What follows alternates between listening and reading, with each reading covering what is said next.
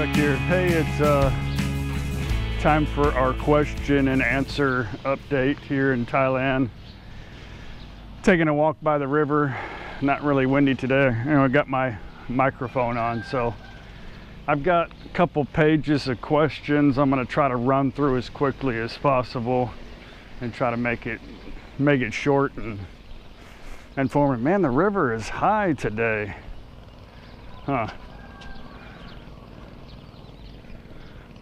Oh well, let me get down here, my favorite spot out of the traffic.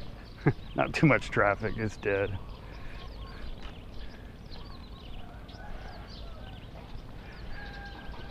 Sawadee krap. Sawadee mai krap. Okay, Ricki Morgan asked, since I have connections, I should do some tours of high-end resorts. Some of them are extraordinary, and would like to see a good video of them. Also, he asked if Paige sweats.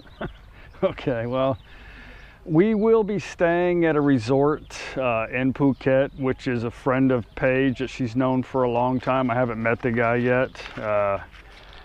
We're probably not going to be staying at too many resorts. Me and Paige both are not really comfortable with places like that. We just really kind of, to be honest with you, like a homestay is better for us. We feel more comfortable, and that's usually how we like to stay anywhere. But of course, I'm going to show you as much as I possibly can and give you some pricing and try to make it as entertaining and informative as possible. Paige sweats. She's actually walking around the park right now. If I catch her when she gets back, I'll show you a picture of her sweating, but she sweats. I sweat. You can't not sweat in Thailand. It's crazy humid here. Edward Kiev asked, I would really like to know how I managed to bring money from the United States here to Thailand. International wire transfers are quite expensive. I'm probably going to make a video to explain this procedure in detail, because I think it's pretty helpful for people over here. So basically, this is what I do. I have an account in America, a Bank of America account, and what I do is I set up there to get an international transfer card. This card costs 15 bucks. There's a battery in it. What it does is I go online and I do a money transfer, and every time I go online, I push a button on the card and it gives me a different number electronically every time, so nobody can steal that number and transfer money, if that's even possible. But the card's pretty cool. It's got a little digital screen on there, and the number changes every single time you make a wire transfer. So we go through Bangkok Bank in New York City. There's only one branch that I know of in America, and it's in New York. And we use we have a Bangkok bank here in Thailand. So we use the routing number in New York and the account number here in America. And to send something over next day is $10, and 3 days, which is usually 4 days, is $4. So we do this every time. We've done it a dozen times. If you go to, I'll put a link in the description box. If you go to Bangkok Bank New York wire transfers, they will explain it to you in detail. I will put a link up to that website for that also. So yeah, to me it's awesome. If you don't have a Bangkok bank and you want to transfer money over from America, it's usually about $65 for any amount. So I don't transfer anything more than 9,000 at a time.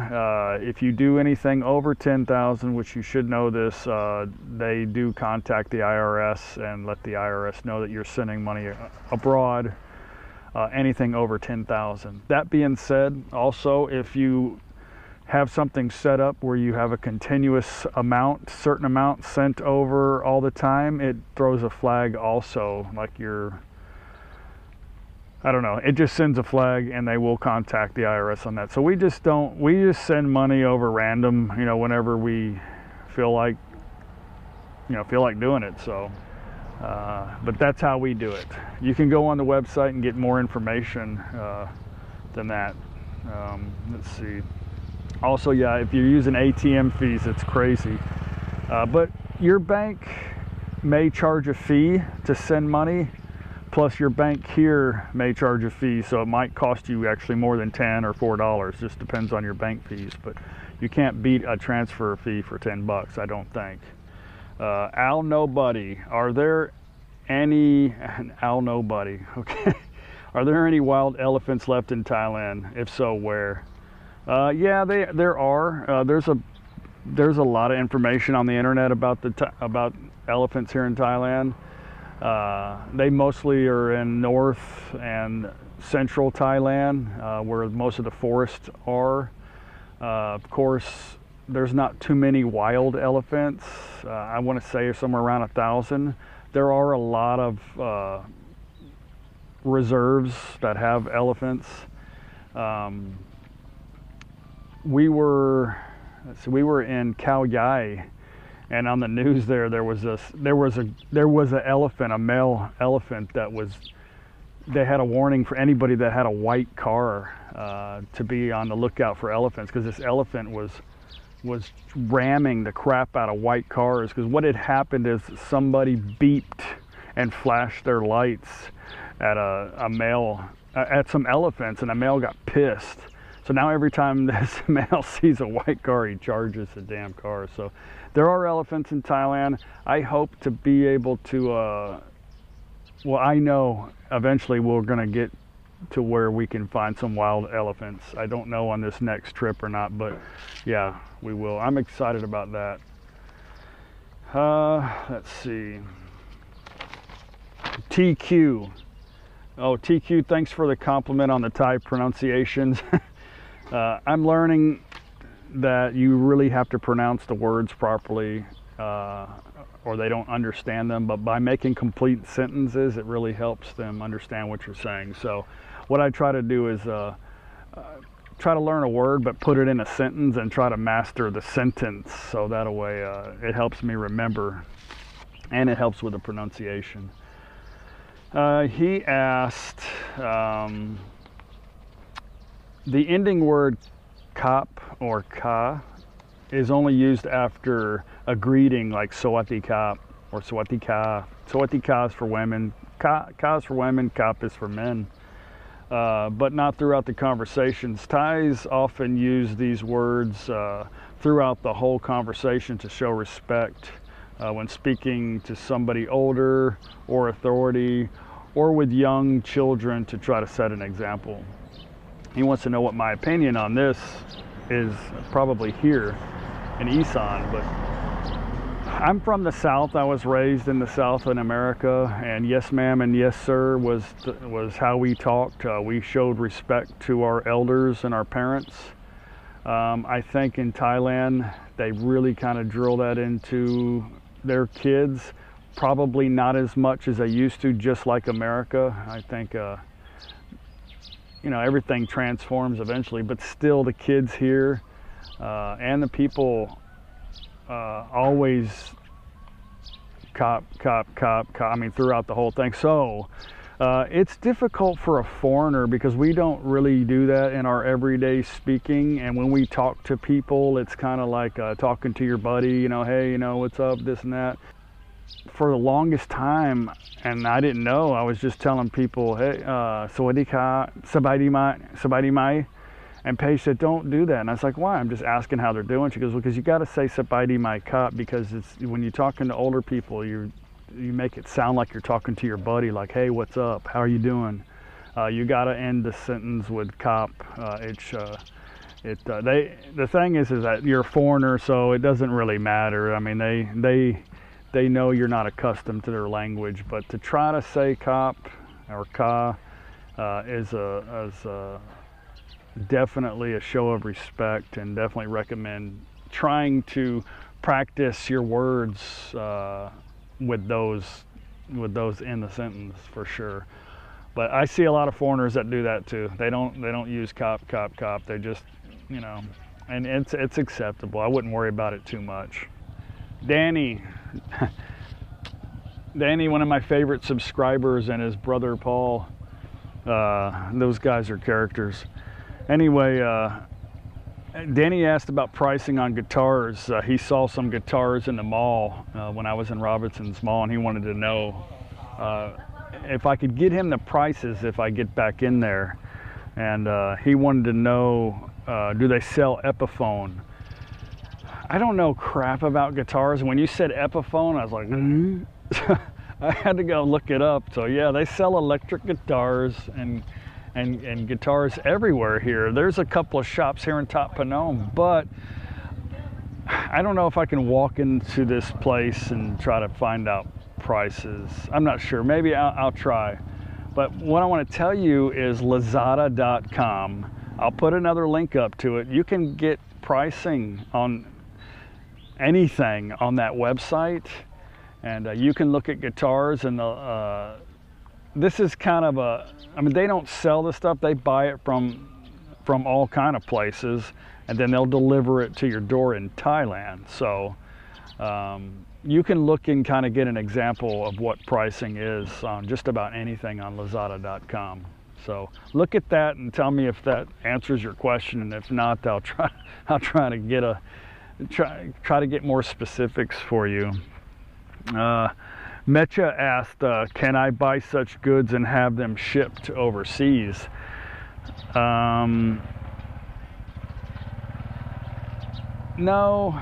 I mean, yes, you can. The problem is customs. Paige bought a pair of glasses from France and had them shipped over, and customs charge. They weren't for her. They were for a friend of hers who wanted these glasses, and they didn't know how to do it online. So she did it, but customs charged $20 for them to go pick it up because they think you're trying to sell it, or really they don't want you buying anything outside of Thailand. They'd want you to buy it here, and if you do buy it, then you know you're subject to tax. Not every time. Another example is that this guy here wanted to ship his family member's broken laptop here to get it repaired because they knew a guy here that could fix it, and it wasn't even working. It was boxed up, and they had to go pick it up from customs, and they wanted to charge them like $600 tax on something that's not even working. So they just said, just keep the damn thing. So you can get stuff on that Lazada.com online from anywhere around the world, but it's a lot more expensive. But you're not subject to a random tax. I don't know how it works, but sometimes it's crazy on the tax. Zakester, what do I do for money? Am I retired? This question's asked a bunch of times. I've made videos on it. I've answered a few times. I'll answer it again for you. I am retired. I worked my ass off my whole life. I saved money and I lived way below my means. I'm on a fixed income right now. I made some long-term investments. I don't have a lot of possessions. I don't want them. I live a simple life and just try to be happy. So yeah, that's basically it. John Rogers asked, is it best to bring cash over to Thailand for vacation or use an ATM? He had some problems with some damaged bills last time he had come, and then he just used the ATM on the second try. Yeah, I brought some cash over too from America, and the banks won't take it if there's a little tiny nick on it. Actually, you just keep bringing it back. Eventually they'll take it, but they won't take damaged bills. So here's what I recommend when you're coming over. You've been here a couple times. You know about what you're going to spend. Go to the bank, get some brand new, fresh $100 bills. They'll get them to you. Put them in an envelope, stick them in a book. tape the book up, whatever, and to make sure they don't get damaged. I would do that because ATM fees are stupid. The money exchange doesn't charge that much money. Major purchases, use your credit card, your American credit card. Just make sure you tell them that you're going to be using it, or they'll cut it off. Of course, you probably know that. So my suggestion to you is to bring some money on what you think you're going to spend. If you end up having to take a couple of those back, then so be it.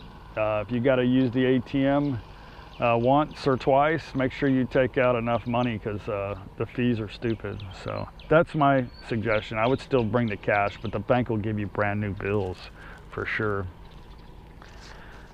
Steve P asked if I have gotten used to driving yet. Is it scary? Seems like there are no rules and you have to be aggressive. I don't know. I don't ever want to get comfortable behind the wheel of a vehicle anywhere in the world. I still seem to get on the wrong side of the vehicle. I always grab the seat belt on the wrong side and like shit, but I'm getting used to it. I don't drive that much. After this trip, I should be a professional, but being aggressive, I would say no. To me, aggressive is like a thing used to piss me off in America, is people would wait till the last minute, cut you off to turn, or they feel like they need to be all the way in the right-hand lane, and then when it's time to turn, they just cut everybody off because it's their world and you're just in it, annoying them. So in Thailand, aggressiveness, no, I would say you definitely have to let it be known what you're going to do, because there's usually no stop signs or traffic lights or anything. So if you're going to be turning right, you need to be acting like you're going to turn right, or turning left, or making a U-turn, or stopping, or going. If you're at an intersection and you're going to go, you need to just go, or wait your turn, or, you know, if you are the bigger vehicle, then yeah, you're probably going to go before everybody else. It's just works like that. So here you got to be careful, because a lot of people are driving drunk. A lot of people drink here, so they kind of swerving all over the place, so you got to watch out for them. They're very unpredictable. But if you were to bring your American driving characteristics to Thailand, you probably aren't going to make it very long. So if you like to speed, and which a lot of people do here, they speed, but you watch the news 3 times a day here in Thailand. There are fatalities like crazy here where people are stupid driving. Most of them is because of alcohol. So Monica Chen, hi Monica, asked about my cake, what temperature and how long to bake it, because hers seems to be cracking. So I put it at about 120 degrees Celsius for 40 minutes. But it's still going to crack a little bit when it's cooling off, but the key to that is to let it cool off in the oven. You know, when your oven's off, let it sit there and cool, and it won't crack as much. But it will crack some. I usually just shave the top of it off and usually snack on that. Roxana Panero asked, do I get bored? Yeah, I get bored. I'm a high-strung person. I've always been extremely busy, working 12 hours a day, 7 days a week for the most part, you know. I get bored, but I'd rather be bored than be doing crap that I don't want to do all day. So when I'm bored, I exercise, I get on the computer. I usually find things to do. I don't sit around and complain like, I'm bored. Somebody entertain me. We usually figure something out, so it's good to be bored every now and then. Fusion TR asked, besides family, is there anything I miss about living in the United States? Any food from the States? I miss my bass boat. I miss fishing. I had a Ranger with a 250 horsepower Yamaha engine that would do like 90 miles an hour. I just love to be on the water. And I like to fish tournaments. like bass tournaments, very competitive.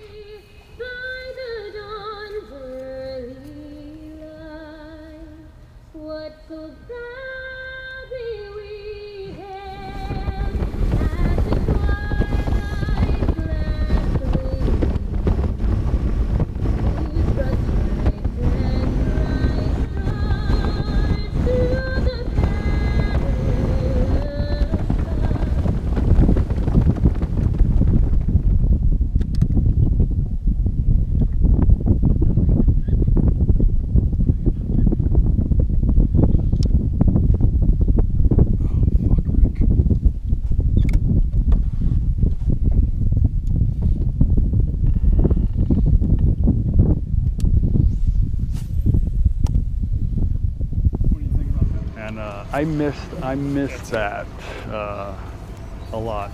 Do I want to go back home and do that? No, but I do miss that. Food, I miss barbecue. I miss Mexican food. I miss Whataburger in Texas. I don't know, or in the southern part of the United States. I miss Dos Equis and Modelo Mexican beer. Those are the things I miss. There's a lot of stuff here that is great that you can't get in America too. So that's about it. I guess I ran through everything. Oh wait, he also asked how stores react when they see me recording with a GoPro. Some of them do get a little weird. I've got a gimbal.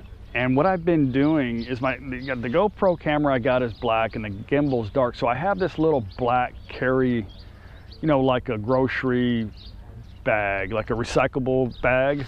I've been carrying that with my camera on top of it, and it kind of hides it. It's like they don't really look down because they see me carrying a bag, and that's it.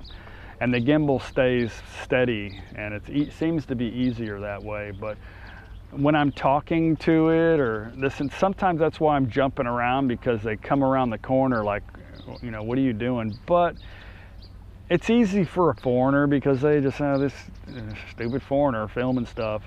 You know, I'm filming something for my mother in America, and they usually just like, you speaking English? So yeah, they do get a little weird, and I don't like to be disrespectful. So, you know, if I see that there's a lot of people around me that are uncomfortable about me filming, then I don't do it. But sometimes I do ask. But carrying this little bag and holding my gimbal, it's been working pretty good. So yeah, that's about it.